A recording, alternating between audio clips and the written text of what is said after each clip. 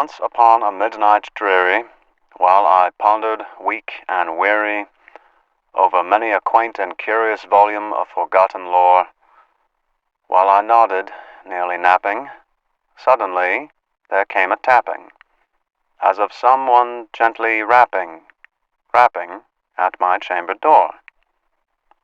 "'Tis some visitor," I muttered, tapping at my chamber door.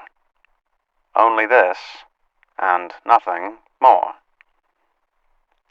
Distinctly I remember it was in the bleak December, and each separate dying ember wrought its ghost upon the floor. Eagerly I wished the morrow, vainly I had sought to borrow from my book surcease of sorrow, sorrow for the lost Lenore, for the rare and radiant maiden whom the angels named Lenore, nameless here forevermore. And the silken, sad, uncertain rustling of each purple curtain thrilled me, filled me with fantastic terrors never felt before, so that now, to still the beating of my heart, I stood repeating, "'Tis some visitor entreating entrance at my chamber door, some late visitor entreating entrance at my chamber door." This it is, and nothing more. Presently my soul grew stronger, hesitating then no longer. "Sir," said I, "or madam, truly your forgiveness I implore, but the fact is I was napping, and so gently you came rapping, and so faintly you came tapping at my chamber door, that I scarce was sure I heard you.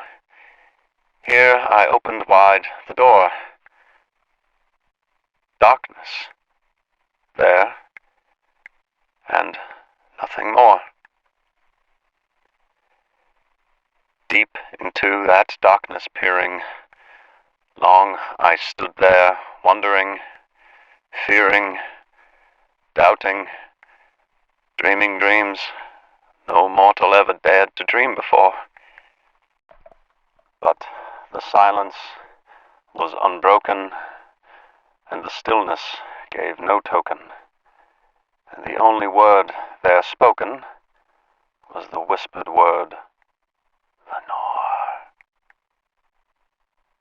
This I whispered, and an echo murmured back the word, "Lenore."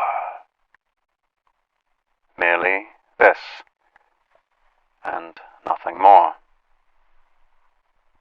Back into the chamber turning, all my soul within me burning, soon again I heard a tapping, somewhat louder than before.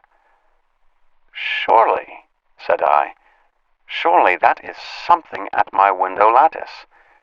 Let me see then what thereat is, and this mystery explore. Let my heart be still a moment, and this mystery explore. 'Tis the wind, and nothing more." Open here I flung the shutter, what with many a flit and flutter in there stepped a stately raven of the saintly days of yore. Not the least obeisance made he, not a minute stopped or stayed he, but with mine of lord or lady perched above my chamber door, perched upon a bust of Pallas just above my chamber door, perched and sat, and nothing more. Then this ebony bird beguiling my sad fancy into smiling, by the grave and stern decorum of the countenance it wore. "Though thy crest be shorn and shaven, thou," I said, "art sure no craven, ghastly, grim, and ancient raven wandering from the nightly shore. Tell me what thy lordly name is on the night's Plutonian shore." Quoth the raven, "Nevermore." Much I marvelled this ungainly fowl to hear discourse so plainly, though its answer little meaning, little relevancy it bore. For we cannot help agreeing that no living human being ever yet was blessed with seeing bird above his chamber door. Bird or beast upon the sculptured bust above his chamber door, with such name as Nevermore. But the raven, sitting lonely on the placid bust, spoke only that one word, as if his soul in that one word he did outpour. Nothing farther than he uttered, not a feather than he fluttered, till I scarcely more than muttered, Other friends have flown before. On the morrow he will leave me, as my hopes have flown before. Then the bird said, Nevermore. Startled at the stillness broken by reply so aptly spoken, Doubtless, said I, what it utters is its only stock and store. Caught from some unhappy master, whom unmerciful disaster followed fast and followed faster, till his songs one burden bore, till the dirges of his hope that melancholy burden bore of nevermore. But the raven, still beguiling all my fancy into smiling, straight I wheeled a cushioned seat in front of bird and bust and door, then upon the velvet sinking I betook myself to linking fancy onto fancy, thinking what this ominous bird of yore, what this grim, ungainly, ghastly, gaunt, and ominous bird of yore meant in croaking nevermore.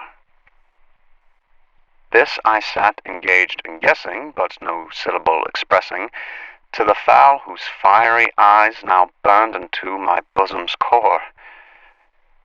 This and more I sat divining, with my head at ease reclining on the cushion's velvet lining that the lamplight gloated o'er, but whose velvet violet lining, with the lamplight gloating o'er, she shall press nevermore. Then methought the air grew denser, perfumed from an unseen censer, swung by seraphim whose footfalls tinkled on the tuffled floor. Wretch, I cried, thy God hath lent thee, by these angels he hath sent thee, respite and nepenthe from thy memories of Lenore. Quaff, oh quaff this kind nepenthe, and forget this lost Lenore. Quoth the raven, Nevermore.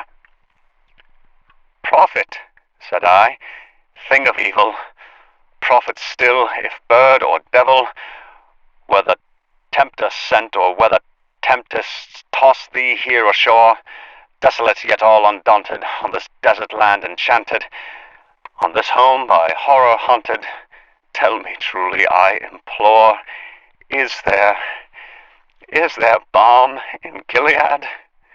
Tell me, I implore. Quoth the raven, Nevermore. Prophet, said I, thing of evil, prophet still, if bird or devil, by that heaven that bends above us, by that God we both adore, tell this soul with sorrow laden, if within the distant Aidenn it shall clasp a sainted maiden whom the angels name Lenore, clasp a rare and radiant maiden whom the angels name Lenore. Quoth the raven, Nevermore. Be that word our sign of parting, bird or fiend, I shrieked, upstarting, get thee back into the tempest and the night's Plutonian shore. Leave no black plume as a token of that lie thou soul hath spoken. Leave my loneliness unbroken, quit the bust above my door. Take thy beak from out my heart, and take thy form from off my door. Quoth the raven, nevermore. And the raven, never flitting, still is sitting, still is sitting on the pallid bust of Pallas just above my chamber door, and his eyes have all the seeming of a demon's that is dreaming, and the lamplight o'er him streaming throws his shadow on the floor, and my soul from out that shadow that lies floating on the floor shall be lifted nevermore.